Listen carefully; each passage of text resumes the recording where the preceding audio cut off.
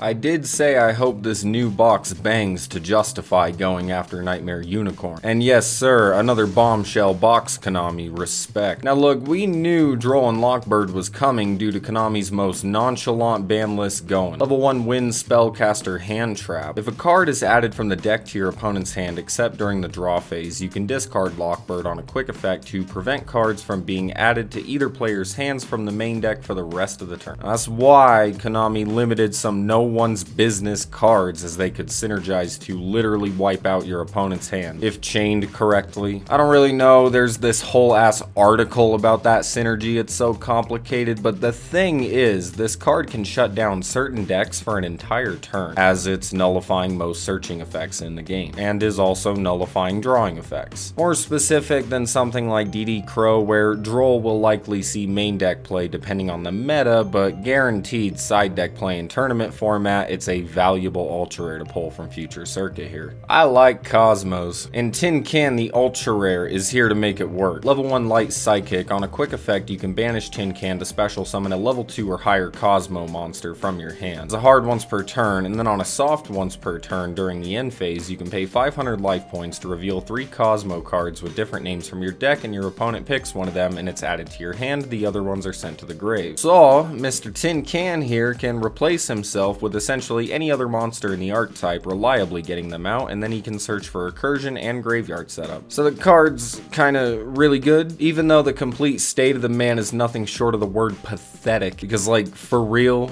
this is your front man? He's still got that Gen X controller cute robot thing going on, so it flies with me. Then there's the super rare Cosmo Dark Lady, who's kinda freaking me out. Can do the same thing as Tin Can on that banish effect, but can only special summon level 6 or higher Cosmos. But on the field, she can negate a monster effect and destroy that monster on a soft once per turn at the cost of 1000 life points. And these all being quick effects mean you can cycle through Cosmos as you need them in certain situations. Kinda feels like UA and Infernoid had a baby. There's also the ultra rare Farm Girl, who carries the same special summon shenanigans but has a searching effect on her, covering another base for the archetype. Magical Musketeer Kid Brave and his weapons, like the super rare Magical Musketeer Cross Domination, have also got me sweating. So like, Kid Brave lets you use magical musket spells and traps from the hand during either player's turn, and if a spell or trap is activated in his column, you can discard a magical musket to draw 2. And like, Cross Domination is a monster negate, Desperado is a pop, and Steady Hands doubles attack. That's like really good utility here, and Kid Brave generates advantage on an easily procced effect. There might not be enough support here, but I think these are also some spicy cards to keep an eye on. I talked about Knightmare Unicorn already, but nobody told me that Knightmare Phoenix was coming in the DLC, cause this is my man. Legit chills when I saw it in the box. Link to Fire Fiend, requiring just 2 monsters with different names. When he's link summoned, you can discard 1 card to target and destroy a spell or trap card on the field. If he was co-linked when you did this, you get to draw a card. So very similar to Unicorn, requires less materials of course, but its effect does pale in comparison. However, a built-in MST that every deck in the game is capable of going into, like literally all of them. Instant staple, trust me, you don't want to miss out on that Dumbledore clap. Knightmare Corruptor Eebly is a frightening card. When it's normal summoned, you can target a link monster in your graveyard and special summon it, so it's pointing to the zone that Eebly is in. It does restrict it in which link monsters it can special summon. That link monster's attack becomes 0 and its effects are negated. And then Eebly has a passive effect. You cannot special summon monsters except link monsters. If she, in her owner's control, is sent to the graveyard, you can special summon her to your opponent's field in defense position. And guess what? They can't special summon anything except link monsters now. So like, yeah, you are giving your opponent a free resource, but if they don't have any link monsters, then